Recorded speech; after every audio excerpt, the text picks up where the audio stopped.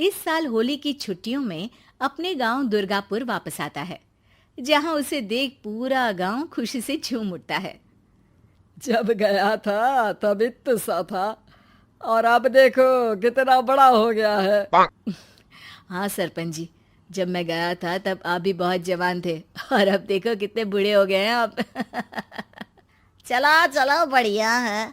बच्चा घर वापस आ गया। इसी खुशी में आज रात पार्टी होगी।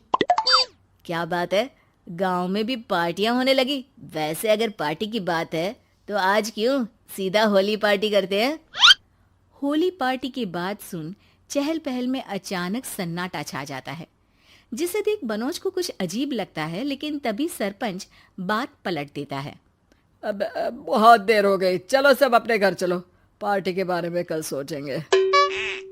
मनोज भी मम्मी पापा के साथ घर आ जाता है, पर होली पार्टी और उस पर पूरे गांव की खामोशी वाली बात अभी तक उसके जहन से निकलती नहीं।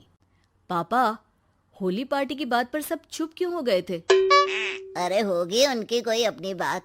मुझे गांव की पंचायत ही थोड़ी पता है। थक गया हूँ, चलो सो जाते हैं, कल बात करते हैं।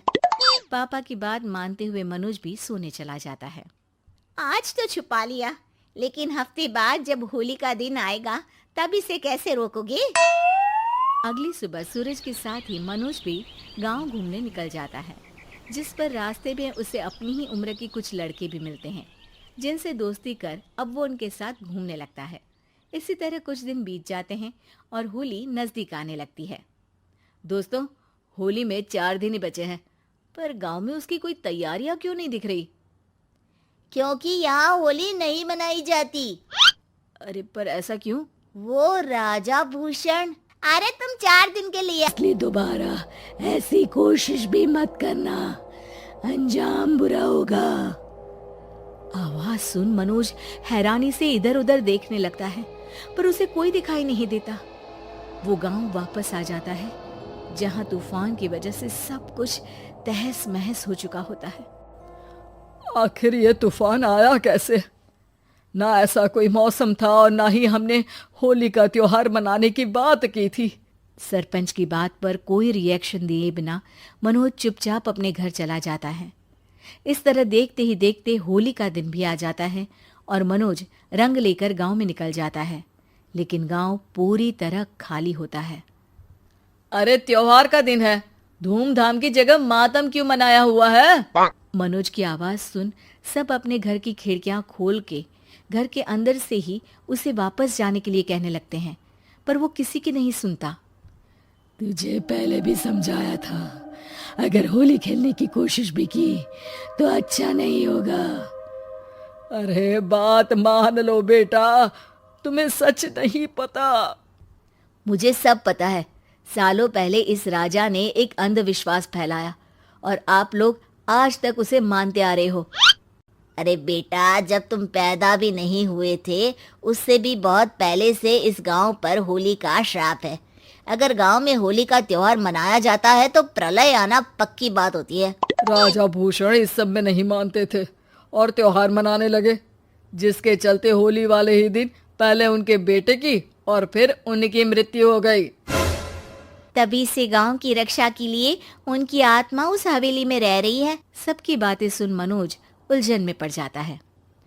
सोचना भी मत मनोज, अगर तुमने इस परंपरा को तोड़ने की कोशिश भी की तो उसका परिणाम इस गांव और गांव के लोगों के लिए अच्छा नहीं होगा।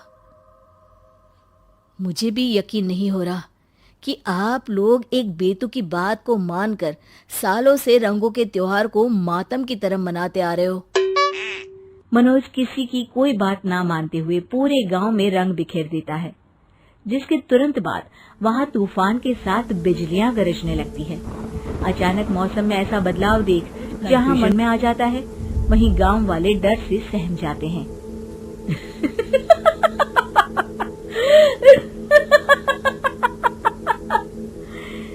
इस लड़के ने हमारे जैसे सिर्फ अपने स्वार्थ के लिए नहीं बल्कि पूरे गांव की खुशियों के लिए यहाँ होली मनाई है, जिस वजह से अब इस गांव पर होली का श्राप टूटता है।